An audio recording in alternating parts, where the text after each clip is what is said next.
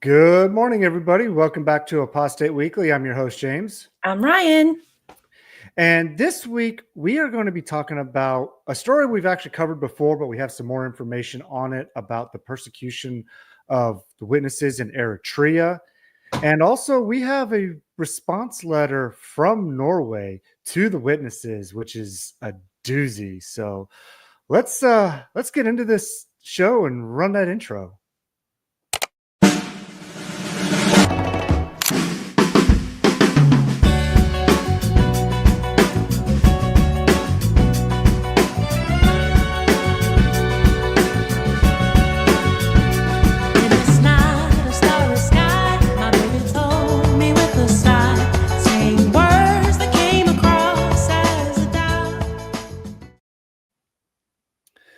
Okay, we are back. It is the day before Thanksgiving. So happy Thanksgiving, everybody. Hope you all are. You're muted. Fuck Thanksgiving. Good morning, everybody. Or on Thanksgiving. Yeah. On Thanksgiving. or that. But yeah, I don't celebrate Thanksgiving. But to everybody who still celebrates that genocidal holiday, I hope you enjoy yourselves, your day off. Hopefully get a couple days off if you're lucky. You also get Friday off. That was always like so nice for when you were back in high school to get the Thursday, the Friday, even though you usually went out in field service.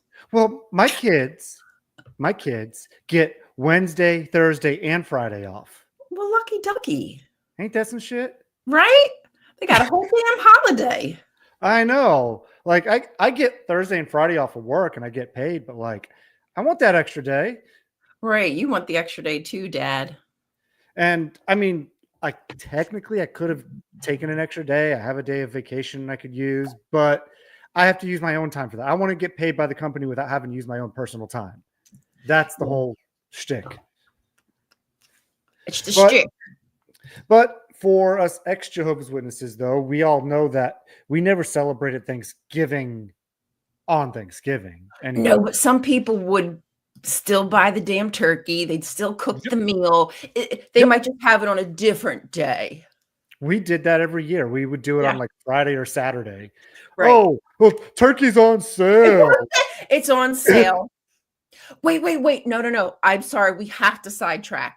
Did you hear what is going on with the butterball turkeys? Are you talking about the people fucking the turkeys? Yes, I did. Y'all, that should have been part of the story. I might just have to see if I can bring that up. But I came in like a butterball. Allegedly, people are assaulting the turkeys alive and deceased. Yes. Oh yeah, here we go. Butterball defense. Wait. Hold on. I'm trying to share. Yes, so you guys, if you have not heard, allegedly there's a big scandal with turkeys being assaulted.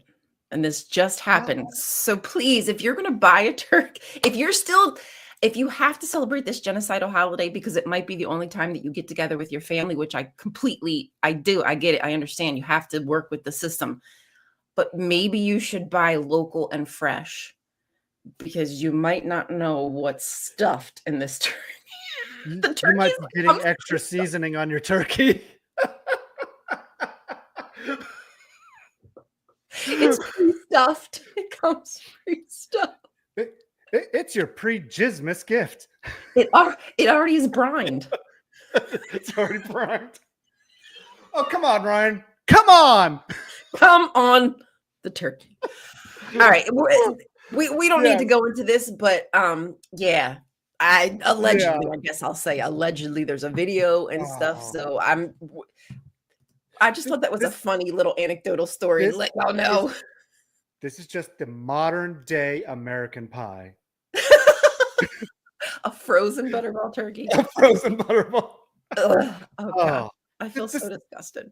The things people do and get sick pleasure out of, like A dead frozen turkey? Really? Right? Like, how could Like, that feel good? I don't understand. hope you catch a sharp edge on your vice on your tallywhacker there, pal. And I do wonder, like, you probably can catch if you're not protecting yourself, which I don't know if they do. They're not going to wear protection with that. That's what I'm thinking. If you're going that far, you probably aren't protecting yourself. Is it wrong to just assume they're not wrapping it They're up? going to get bird flu.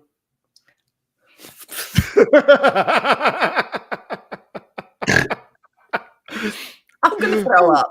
That was too easy. Oh my gosh. Oh, brother. Happy gobble gobble day, everybody. Yes. Gobble gobble. Gobble gobble.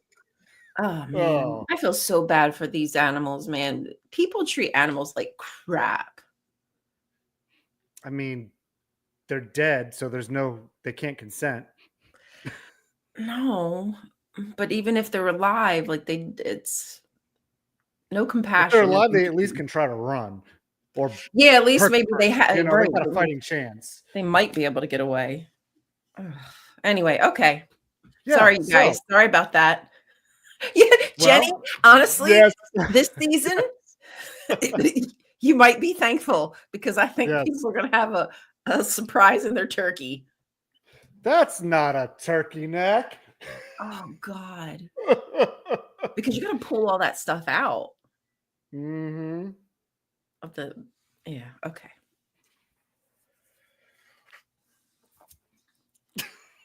Let's puppet it. We're becoming masters of the visuals on this show. True. It's a whole shtick. So, anyways, that being said, let's get into some real news. Sorry, well, guys. For our show, anyways. I mean, that is real news, and it's utterly disgusting that people do that kind of crap. But we got other disgusting crap that people do that we got to discuss. Yeah, let's talk about the other disgusting things that happen in society. Yeah. Why not? So, would you like me to start us off today, or do you want to go first? I'll let you go first. Alrighty then.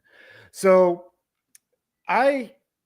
we talked about the persecution of the witnesses in Eritrea. And for those of you who don't know where Eritrea is, I had to look it up again myself.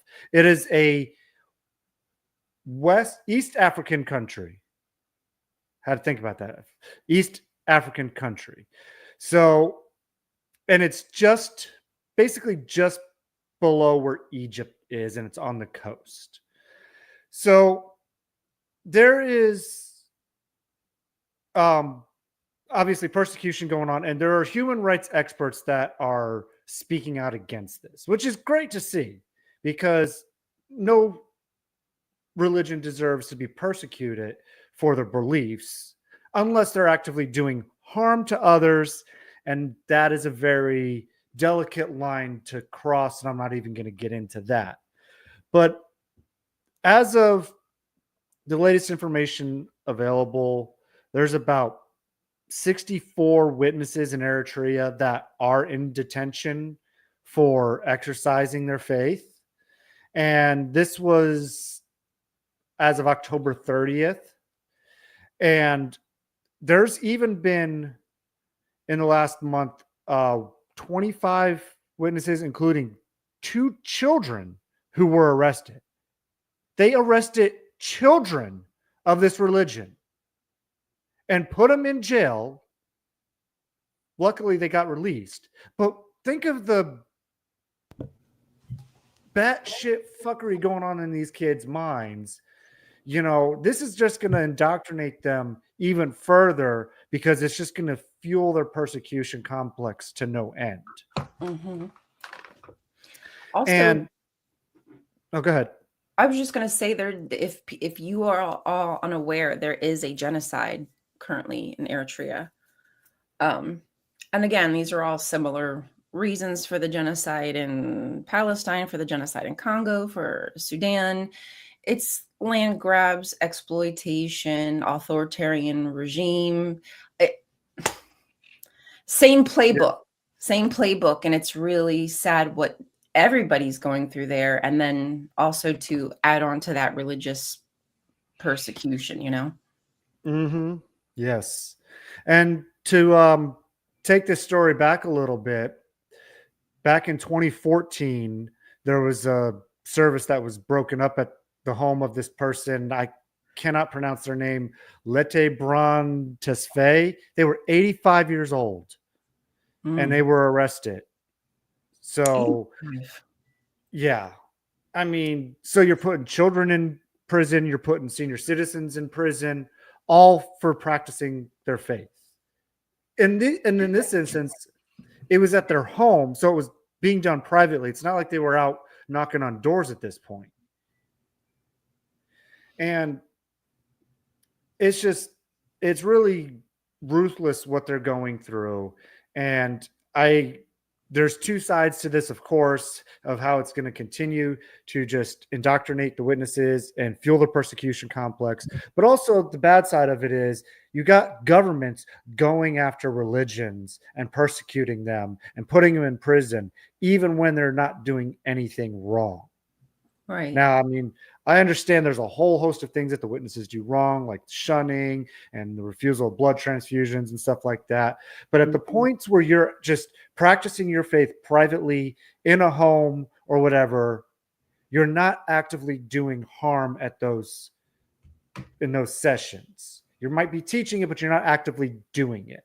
So there is a distinction that I like to make with that, but still let them believe what they want to believe and practice what they want to practice. And if we can help them from harming themselves or others, let's do that, but let's not persecute them for having these beliefs. Right. I 100% agree with you. I believe that people should have the freedom to practice as they wish, but I hope with education and pressure from the government, from ex-Jehovah's Witnesses like us and the people in the audience and all those beautiful people like Jan and whatnot, holding the government accountable, the government holding the organization accountable, eventually they will have to start changing their policies. Like disfellowship has been changed to removed. Has it really helped? I can't say for sure, but it is, I hope, pointed in the right direction. And it's not going to come by throwing people in jail, because you're just going to make them feel more persecuted, and they're going to dig in and internalize and think like, oh, you're against my identity. So they're going to even go harder for their religion. Education is the best weapon. It's really the best weapon that we have. It really is. And let me just go over this letter from the president of Eritrea about this. And this is a tiny bigger. I'm sorry. That's as good as it. Don't worry about it. It's about as good as it's going to get. So it's fine. I'm sorry. And it's even blurry and it's hard for me to read.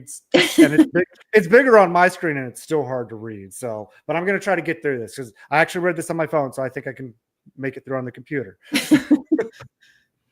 So it says here, a group of people calling themselves Jehovah's Witnesses, who are Eritreans by birth, but who have revoked their Eritrean citizenship by the refusal to take part in the referendum, have now reconfirmed their position by refusing to take part in the national service, which is their military service, thus deciding to revoke their citizenship. Therefore, and this is what he's saying is going to happen to them in these next 3 points. 1, they may not be allowed to work in any governmental office, and if they are already employed, then they shall heretofore be dismissed therefrom. 2, no trading license may be issued to them, and if they already have in their possession any license, this shall be withdrawn. 3, they may not be given any document showing their identity. No travel document or anything similar should be given to them, and whenever it is in their hand should be taken away. As it is necessary to implement these measures, I would like to remind the Ministry of Internal Affairs to follow through on this. So this is some major sanctions that this government is putting on them right there. They're taking away their employment. They're taking away licensing that they have for other things, and they're taking away their ability to leave if they want to. So they are screwing them every which way they can. They're taking away all their rights, and they're not letting them leave either. Like, I do not agree with that at all. I don't. Religious persecution is ridiculous. It is uncalled for. If you don't like what these people are doing, fine. Let them leave. Don't take away their ability to leave, because if they're not in your country, they're not your problem. Right. So why won't you even let them leave? And then if you're taking away their ability to have employment or licensure for things, you're taking away their ability to be productive citizens in your country. So what are they? They're now dead weight on your country, and all you're doing is starving people and killing them for their beliefs. Even though you're not going and doing it right now directly, you're doing it slowly and methodically, and that's even worse. Mm-hmm. That makes me feel bad for them. So this is a bad situation for them. And while the UN and other entities have been in contact with them, trying to get them to change, nothing has happened yet with this situation, and it needs to happen, and it needs to happen soon. Agreed. Sad. So anyways, let's move on. What do you got for us next, Ryan? So if you have not heard, there's a whole discourse on whether or not there's going to be Bibles put in school. Let me make this a little bit bigger. Oh, this idiot again. It's like the same freaking cartoon faces that we see over and over again with just one common denominator. How can we control women? Well, we got to start at an early age. We got to put the Bible into schools. So I don't know exactly if they're going to be putting Trump Bibles into schools.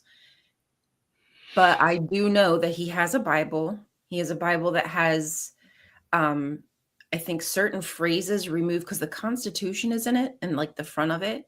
And there's certain things that's removed from it. And I also believe certain things are removed from the Bible itself. So you mean they removed things from the Constitution? Yeah, as far as I know, there's some things they skipped. I'm gonna have to look into that because Yeah, I want to do some research myself about that.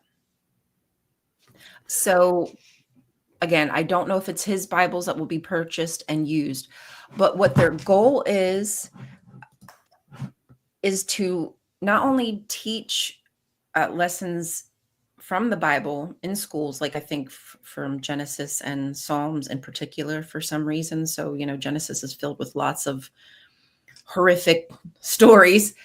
Some Psalms not so bad. But they're going to have an incentive for the schools who choose to have the Bible-based infused curriculum. You're going to get extra money. Now, we know schools are already suffering, and Trump is probably going to create a different kind of school system where now you can choose where your child goes, anyway, the things that he's going to rework for the education system, in my opinion, are never going to work. And they're always going to be classist, where you're going to find some schools now will be extremely better. Like now, like there's some differences in the schools, but I think there will be a huge difference when some of these schools are infused with new money from these programs. And it will almost force other schools to want to go towards this Bible-based curriculum because they might suffer for not having it. Yeah. I'm not really I don't know what to say about it. I just think this is, how can you say that we have a country where we separate church and state and you're intentionally adding church into the state? Yeah, and that's just the whole point right there. They want to say, oh, well, God was taken out of school and this and that. No, kids can still pray if they want to. They can't get up on the PA and do it in front of the whole school, obviously, but they can still pray. They could have their Bibles even to read during times when they're not in class. This is more deliberate and intentional to push their indoctrination into the classrooms and to normalize it more and to slowly but surely gaslight people into thinking that the separation of religion and state is really not a thing in this country. Well, they're trying to do this revisionist history. Like we're all familiar with the revisionist history of the Bible. Now that we've like started to deconstruct, we realize like, okay, the Bible isn't harmonious. It's not like this one monolithic voice. All these writers had their own opinion, but you revise the history to make it look like it's this one like story that works together. And they're going to do the same with the Constitution, whatever they can. They're just going to make it that in the beginning, our forefathers intentionally wanted Christianity to be the religion of, the world here, the new world.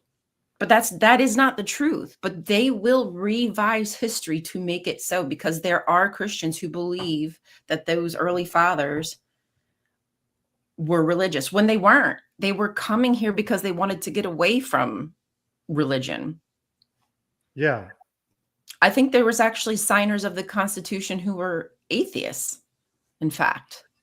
I don't think there was any atheists. I think they were deists. So they weren't monotheists. Right. Like I guess monotheists how we see them today, if you know what I'm saying. Yeah.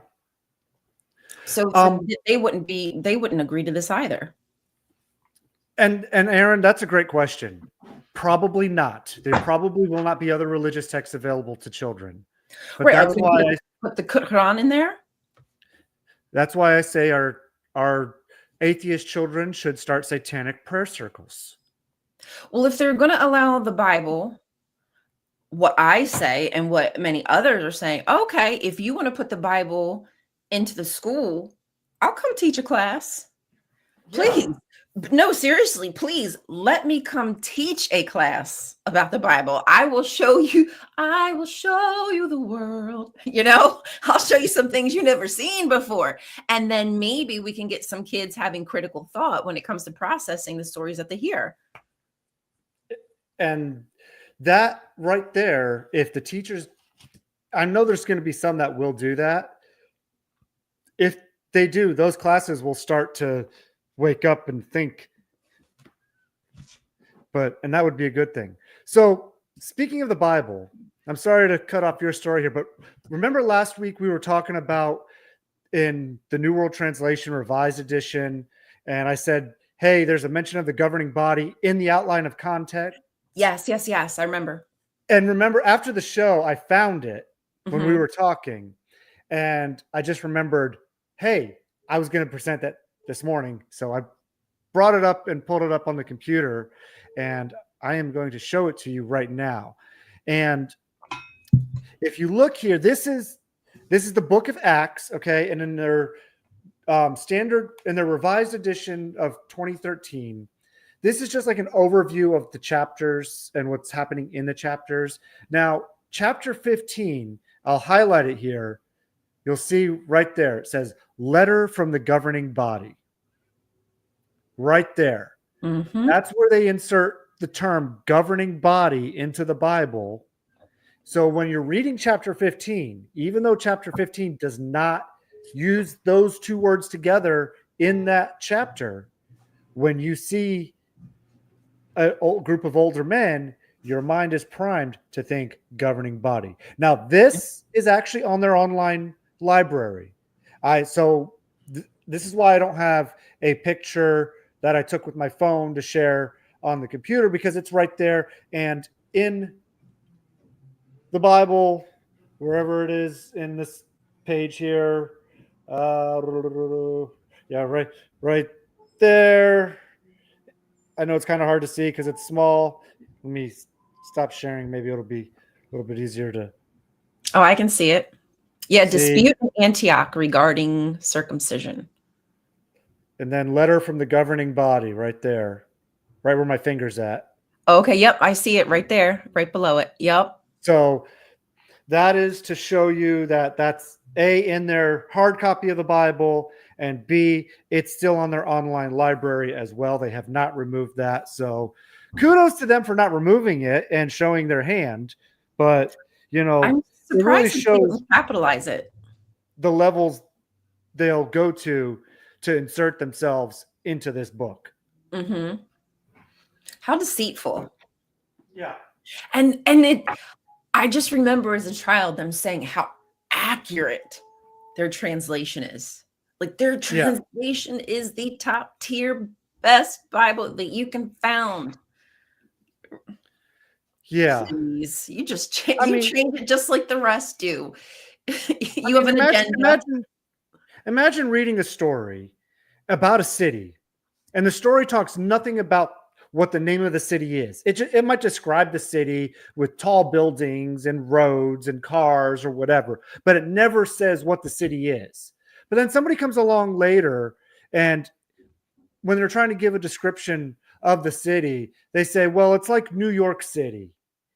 So now they give you a specific city. Now your brain is more primed to think that that city is New York, even if the book never said anything about that city being New York City. That is exactly what the governing body is doing by inserting themselves there in the Bible, is they are priming the reader to see them so that way they can have their power that they've made up for themselves. They plant the seed. Yes. Mm-hmm. Exactly. Thank you for showing us that. Because Yes, you're that welcome. was wild to see Yes. that. I remember when I first found out about that, I'm like, what in the hell? Like, what's come over these people? And then it's not just the governing body that did it, the people who typed it up, the people that printed it out, the You were people that, doing that job. they're all complicit with Mhm. their actions. Yep. 100%. And nobody thought to say, Conniving. you know what? This ain't even right. Yes, that's good. That's a good point, Aposta Babe. Replacement theology. Yes, that's what it is. Mm-hmm. You just revise it. All you Yeah. have to do is revise a few things, Well, and if you get a whole new connotation. they also took out the first, what was it? 12 or 13 verses of John chapter 8 as well Oh, did they? in the new revised edition instead of um instead of like in the 84 edition that I had, they had those first verses like down at the bottom in small print. Yeah. John chapter 8, they start with verse 12.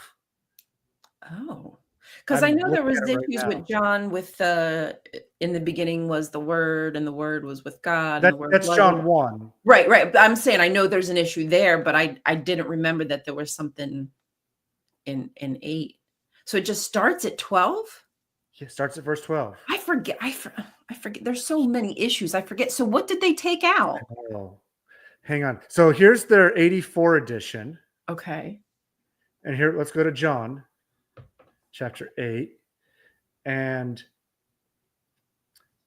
It starts at 1 there. starts at 1. Let's see. What was this one? Oh, they took out the part where they said he who has no sins or whatever cast the Yeah, first stone. They took that let part the out? Yep. Stop it. That's the Yep. Stop it. Yeah, because the woman committed adultery and Jesus didn't condemn her for it. Yo. So really the Bible doesn't Jesus didn't condemn people for doing adultery, but yet they do. Dude, I'm a little bit in shock. I probably knew this, but I'm telling you, I forget things kind of easily. I have a lot of like PTSD and shit like that. What the actual F? Because that is a very important scripture because it shows you really should not be judging other people. Jesus didn't judge somebody who was allegedly a cheater. We don't even know that this is the case, but this is what it said. Right. And it's just insane. All like Apostle Babe said, they're revising the Bible. They're taking stuff out. And doesn't Revelation say don't add to or take away from the word? Oh yeah, Like, there's a few scriptures say like and like not it's going to be like the punishment is going to be great for you if you do that. So like, there you go, governing body. That right there shows you are not the true religion. God's going to punish you if he's real. This is freaking wild. Yes, Asteroid. It is a JW Bible. We're talking about some differences from their new revised edition from 2013, and then also their other edition from 1984. And then I also showed something from the new revised edition. Just go ahead and rewatch the last 10 minutes or so of the segment. Now, do they address this?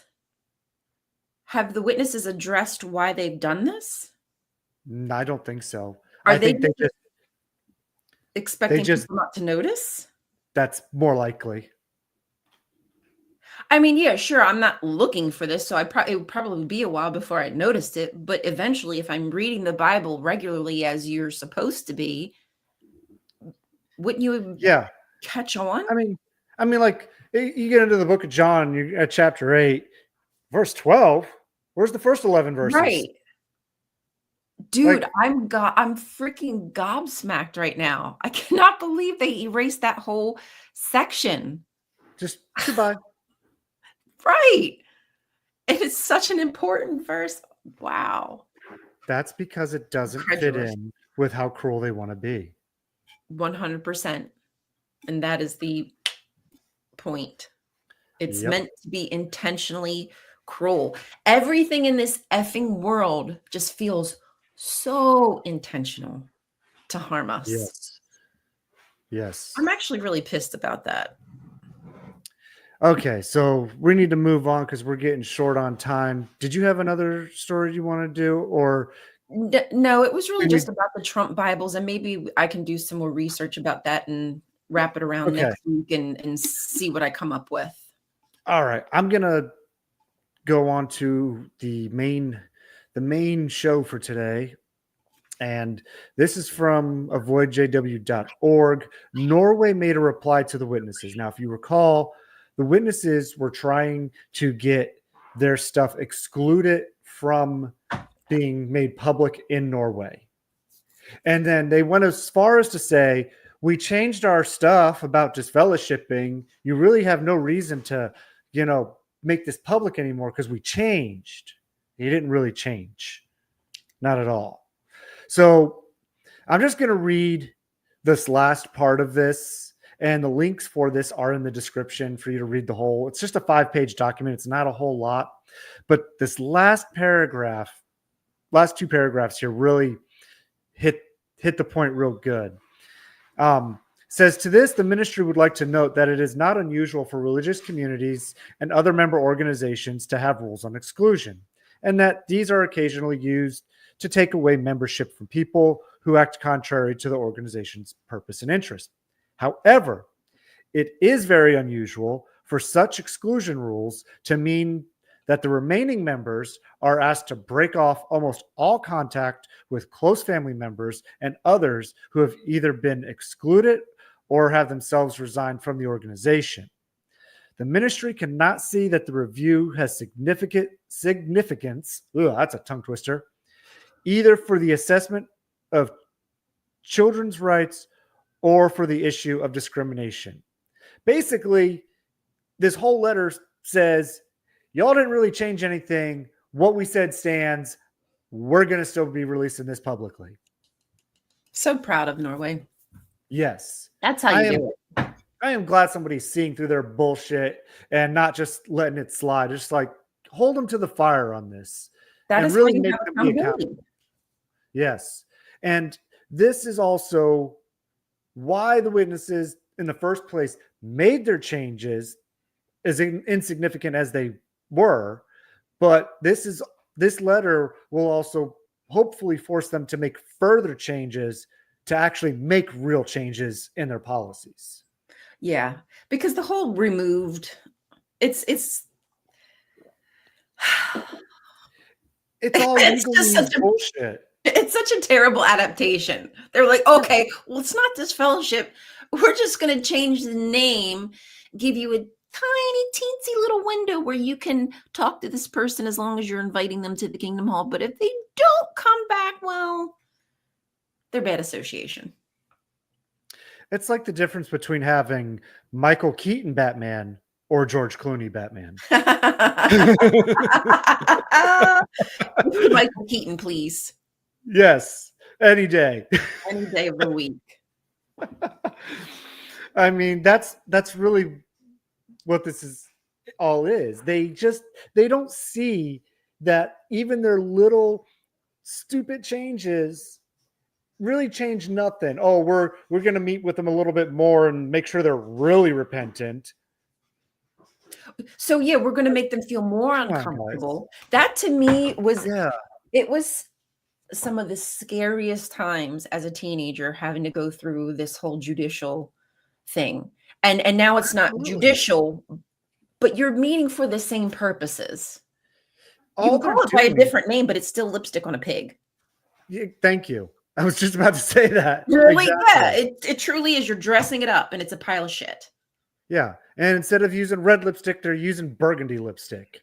Right. Oh, wow. Such a difference. Yeah, exactly. So that's the whole point. And that's exactly the bullshit Norway has been seeing through, is they know that all the witnesses did was change the color of lipstick a little bit, not even drastically, just a little bit.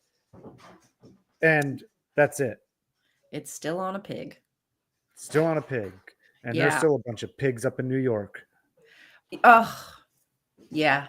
I mean, dude, I don't understand how the GB isn't so embarrassed right now. They have been called out by, was it Australia, who also said they should apologize? Who wrote that letter? It was a recent one. I feel like it was. Was it New Zealand? New Zealand. It was New Zealand where they said that these are the people who should apologize. And they listed all these churches and then by name listed the governing body. Sadly, Toni Morris wasn't mentioned, but. Right. Yeah. And they, like you said, they named him individually in that letter too. How is that not embarrassing for you? Yeah. Yeah. And make you want to change. Like if I was that embarrassed, I'd be like, all right, I guess I got to do something different because this is uncomfortable. But they're not uncomfortable. They're not uncomfortable enough, that's for sure, because they're sitting on their pulpit in another country. They're protected. Yeah. This doesn't apply to them, so they don't care. No, they don't.